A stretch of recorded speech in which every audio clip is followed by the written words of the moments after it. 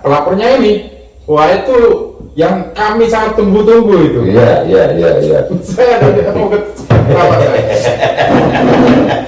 Nah, dan semoga Allah Subhanahu wa taala menghancurkan sehancur-hancurnya para pelaku pembantaian 6 syuhada pengawal kami dan yang memerintahkannya, serta para aktor intelektualnya juga yang merestuinya, dan semua yang terlibat dalam pembantaian sadis dan brutal tersebut secara langsung maupun tidak langsung. Allahumma dammirhum tadmira waqtulhum balada wala tughadir minhum ahada ya qawi ya matin ya muntaqim amin ya rabbal alamin. Allahu Akbar. Allahu Akbar. Baju koko Habaib Putih present Al Gobi.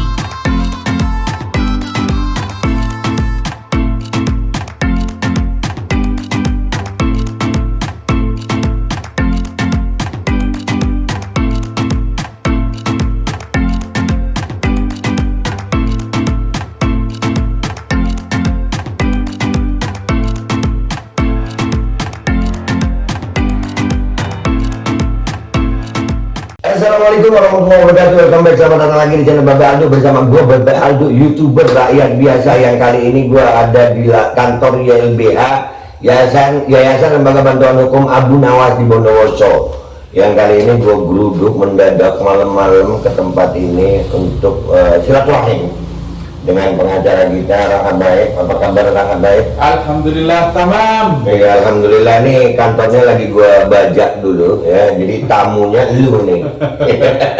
Gua cuma rumah. Iya. Apa kabar Raka Baik? Apa kabar? Alhamdulillah tamam. Saya Alhamdulillah. berbunga-bunga ini.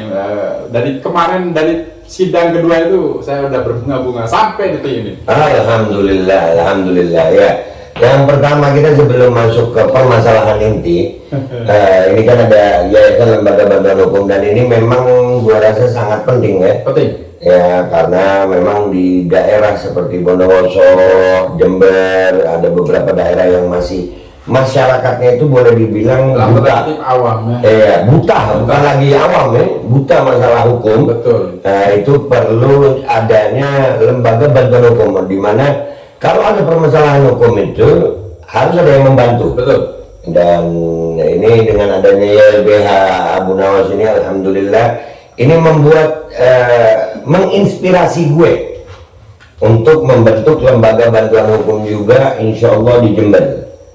Alhamdulillah. Dan insya Allah akan bersinergi gitu. Nah, alhamdulillah. Sebenarnya itu harapan kita ya. Iya, jadi untuk permasalahan-permasalahan hukum yang terjadi di masyarakat seperti kasus Kiai Fahim ini yang kita lihat kemarin terjadi banyak kejanggalan masalah hukum yang mestinya selesai dengan cepat, tapi karena nggak paham hukum akhirnya yang berlarut-larut. Betul. Yang pada intinya simpel sekali. Ini permasalahan ini sebetulnya simpel ya, karena memang bumbunya terlalu banyak ini. Ya, dari permasalahan Kiai Fahim ini, yang pertama kita melihatnya, mohon koreksi kalau saya salah ya, kasus pencabulan itu yang sampai gue searching, gue bilang kata definisi. oh iya, masalah pencabulan ini gue searching di hampir semua kasus pencabulan yang ada. Itu di PNPN itu 100% yang gue dapat, 100% kasus pencabulan ini pelapornya adalah korban. Iya. Itu substansi sekali. Iya. Nah, cuma untuk masalah Fahim ini orang lain yang justru sebetulnya mestinya jadinya pembela Fahim gitu. Iya kan, istrinya ya. Betul ya? Betul. Ya, memang yang salah Fahim kalau gua lihat sih. Yang salah Fahim. Karena milih istri nggak istiqoroh.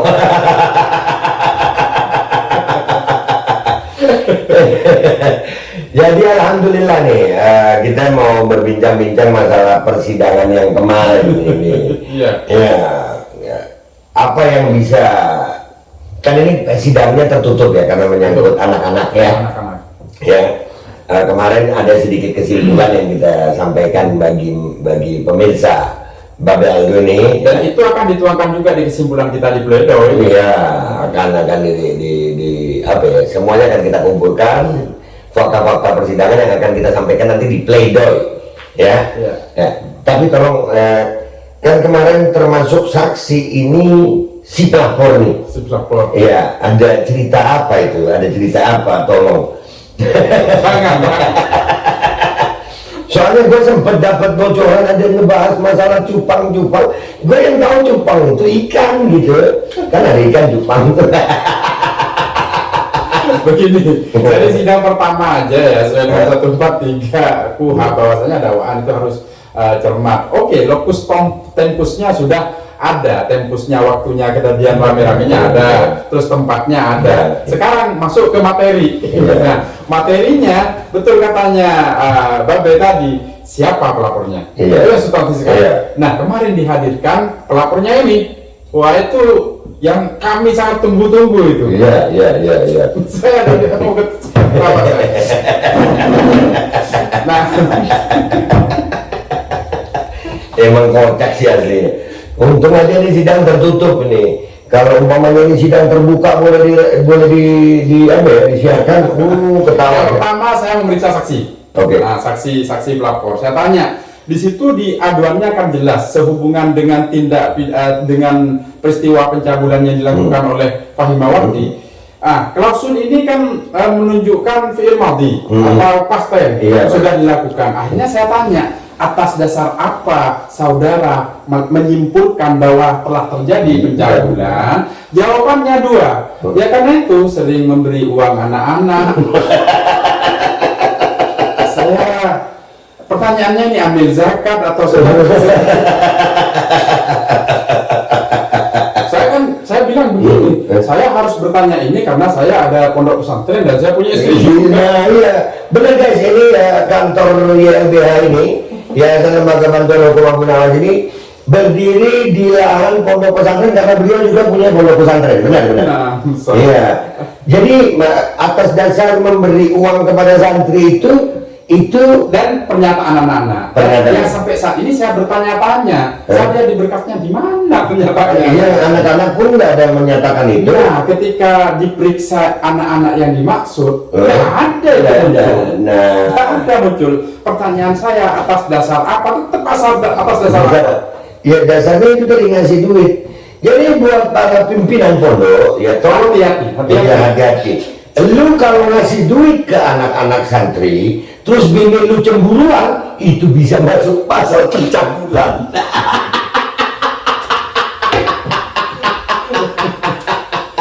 Hati-hati. Jadi dari sini itu kan kejanggalan-kejanggalan yang makin tampak jelas.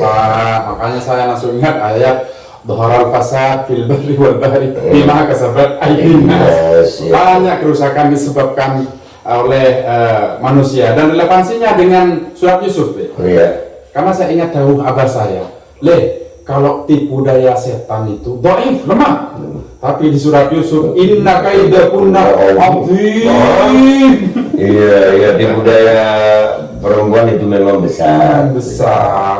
Iya, dan itu pernah dilakukan oleh Habibah Zulaikha sebelum tobat. Iya, fitnahnya membuat Nabi Yusuf berapa puluh tahun penjara. Iya itu. Iya, itu kan karena tentunya ingkudda min duburin fakadar dan berhubungan ini akhirnya terbukti juga ini. Tapi gini, kita melihat Kiai Fahim ini ada dugaan ya, kita menduga bahwasanya masuknya beliau ini karena ada yang mengatakan bahwa karena beliau vokal. Saya lebih ke sana sih. Lebih ke sana. Dan ada satu fakta yang membuat hati saya teriris, seperti ditempeleng saya dengan adanya kasusnya Kiai Fahim. Seseorang dihargai di daerahnya oleh santri-santrinya, oleh masyarakatnya, seorang kiai itu biasa. Tapi seseorang yang dituduh mencabuli seseorang datang ke lapas, tapi dia dihormati, dihargai, bahkan saya ketemu dikawal oleh orang-orang. Dari situ saya sudah, ini bukan orang biasa. Iya, jadi kan ada apalagi pencabulan yang dibuat. Tapi subhanallah di lapas itu, subhanallah, bagaimana Penghormatan. Dari situ dapat kita nilai sudah. Alhamdulillah. Jadi tinggal kita menjalani persidangan.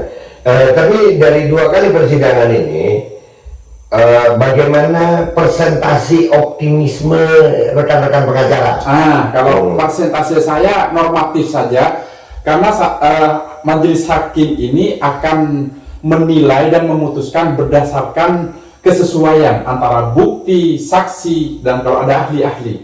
Nah, kalau seumpama nanti antara dakwaan dengan fakta persidangan tidak sesuai dengan dengan saksi, ya kan? Dengan bukti-bukti visum. Visumnya ternyata kemarin udah dijelaskan dengan jelas gamblang oleh Mbak B itu kemarin bahwa visumnya tidak ada tanda-tanda kekerasan. Pasalnya, padahal pasalnya kan kekerasan seksual dan perlindungan anak. Terus pencabulannya ada. Dari situ sudah tidak ada kesesuaian. Kalau saya membuat konklusi, kalau berjalan seperti ini dengan saksi-saksi yang lain tidak ada alasan untuk onslah. Iya, jadi harus bebas. Harus bebas dan nama baik GFM harus dikembalikan ini. Dikembalikan. Iya. Dikembalikan. Jadi optimis nih ya. Optimis sekali, apalagi kemarin Kefahim datang ke persidangan tetap dengan wajah bahagia, tidak pakai baju oranye lagi. Iya.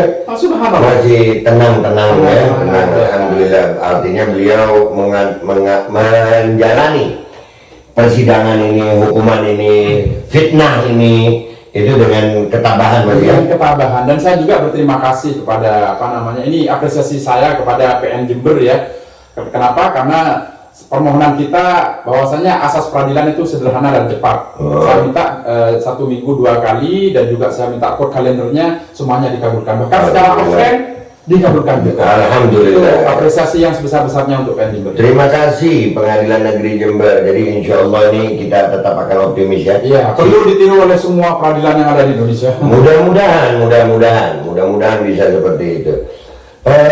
Sidang berikutnya ini nanti masih pemeriksaan saksi. Masih pemeriksaan saksi, karena saksi yang 2 orang ini, 3 orang, mohon maaf. 2 yang kemarin itu mencabut keterangan yang di BAP, sehingga kemungkinan besar saksi verbalisan dengan penyidik ya. Oke, kita akan lihat itu. Kita akan terus mengikuti kasus KFM ini yang seperti kalian tahu semuanya. Bahkan Al-Fakir, saya beberapa waktu ini kan nggak meninggalkan Jember karena mengawal kasus ini. Ya, dari bulan Januari. Sampai sampai ada bekas cupang nggak? Itu cupang atau bekam? Bekam itu gede itu. Ya, jadi dari mulai Januari sampai hari ini, beberapa rekan Al-Fakir juga kan Al-Fakir lama di Jakarta nih, ya, pergerakan kita banyak di Jakarta. Sampai-sampai mereka merasa kok Al-Fakir udah nggak bergerak lagi sama mereka. Dan kasus ini memang kasus yang nasional, ini masuk beberapa media TV nasional. Dan pertanyaan saya sederhana, kemana kemarin YouTube orang-orang yang kemarin membuli secara masif itu? Kok ada muncul ini? Saya menurut mudah-mudahan belum dihapus saja kontennya, karena yang sebagian sudah kami screenshot, kami hafalkan, kami cek linknya ya. Kalau saya download bahkan. Download ya, karena itu dokumen digital, jejak digital ya. Artinya pembuktian itu bukan di saat awal kasus saya. Yes. Ya, bukan. Kita akan terus mencoba membuktikan, dan kalau memang ini terbukti Kiai Fahim itu tidak seperti yang dituduhkan, maka setiap orang yang menuduh itu bisa dimintai pertanggungjawaban secara hukum. Ya, garis bawahi. Kemarin kalian yang merasa bahwasanya sudah mengeluarkan statement-statement yang seolah-olah Kiai Fahim sudah terbukti cabul, sudah terbukti dengan menjelekkan Kiai Fahim. Selesai persidangan ini, bagaimana nanti hasilnya, apapun hasilnya, maka setiap yang mengeluarkan pernyataan, kita hidup di negara Kesatuan Republik Indonesia yang berdasarkan hukum. Artinya kalian yang telah mengeluarkan pernyataan-pernyataan itu bisa bertanggung jawab secara hukum yang berlaku di negara Kesatuan Republik Indonesia. That's right. Iya, dan itu akan kita tetap kejar karena ini menyangkut bukan hanya nama Kiai Fahim, Iya. tapi di sini menyangkut nama pondok pesantren. Iya, betul. Saya baca di salah satu kitab, Hifdul Afaf minal iman, menjaga harga diri itu adalah sebagian Daripada iman. Dan yang paling utama lagi ada 4 remaja, ya. Ada 2 anak masih dihitung anak-anak, yang 2 udah remaja, ya. Iya. Yang masa depannya itu sangat-sangat amat terganggu dengan tersematnya di nama mereka adalah korban pencabulan. Yes. Padahal sejatinya mereka merasa dirinya adalah korban fitnah. Ya, jadi ya mereka bukan korban pencabulan, korban fitnah. Ya, mereka merasanya seperti itu. Jadi ini perlu pertanggungjawaban secara hukum. Bagi siapa saja orang yang merasa ya telah membuat pernyataan-pernyataan seperti itu dan itu lagi dikumpulkan. Ada closing statement Kiai? Satu aja. Ini karena di pondok gua manggilnya Kiai. Iya. Iya. Satu aja. Dari tadi pengen saya sampaikan. Iya. Ad-dahab walau fil masbalah. Nah. Ya. Wal kadab walau fi unukihi dahab. Emas akan tetap menjadi emas walaupun ditaruh di tempat sampah. Dan anjing akan tetap menjadi anjing walaupun dikalungi dengan emas bersama saya Nurul Habaib YLBH Kawas. Masya Allah, terima kasih. Nurul Habaib, Kiai Nurul Habaib ini bukan pengacara sekarang, dia Kiai pengacara. Dan jangan lupa gue mau ngajak kerjasama nanti kalau YLBHI Babe Aldo akan berdiri di Jember. Kobil tuh. Ya, insya Allah akan berdiri di Jember. Ya, Lembaga Bantuan Hukum Babe Aldo di Jember, dan insya Allah akan ada di Jawa Timur. Dan Insya Allah akan berkembang ke Indonesia. Amin, amin, amin. Untuk membantu rakyat Indonesia tanpa peduli agama apa, suku apa, ras apa, Yes. permasalahannya apa, demi hukum Indonesia agar berkeadilan sosial bagi seluruh rakyat Indonesia. Terima kasih pemirsa, gua pamit dulu. Wabillahi taufiq wal hidayah. Wassalamualaikum warahmatullahi wabarakatuh. Assalamualaikum warahmatullahi wabarakatuh.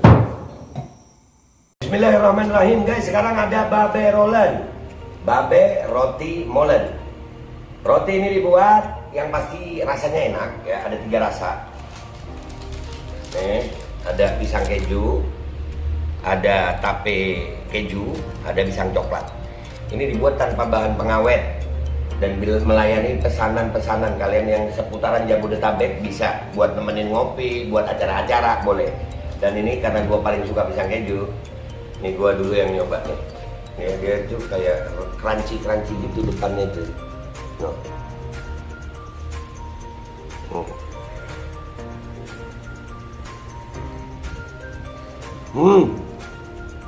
Tahu kerannya di depan nih, terus di dalamnya empuk. Ya Allah. Udah nggak usah lama-lama, lu kalau kepingin langsung pesen aja, itu ada nomor WA-nya, nanti gua kalau cantumin, ada juga IG-nya, langsung pesen, murah. Ini cuman nanti dia tanya itu 35.000 kalau nggak salah, ya.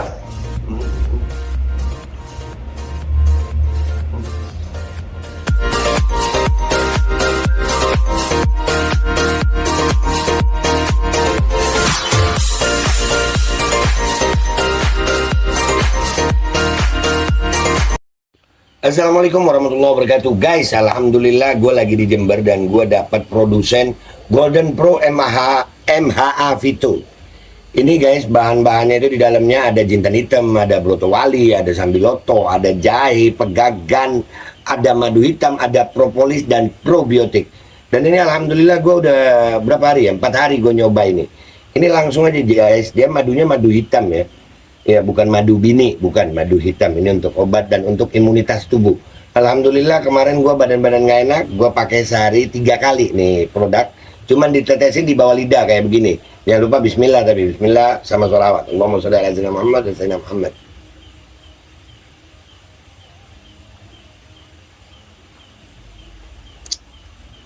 Dah, begitu aja. Sehari 3 kali. Kalian langsung hubungi nomor yang tertera di bawah ini. Ini insya Allah bisa membuat badan kita tahan terhadap segala macam infeksi dari luar untuk imunitas tubuh. Dah, gitu aja, langsung pesan ya. Ini nomornya.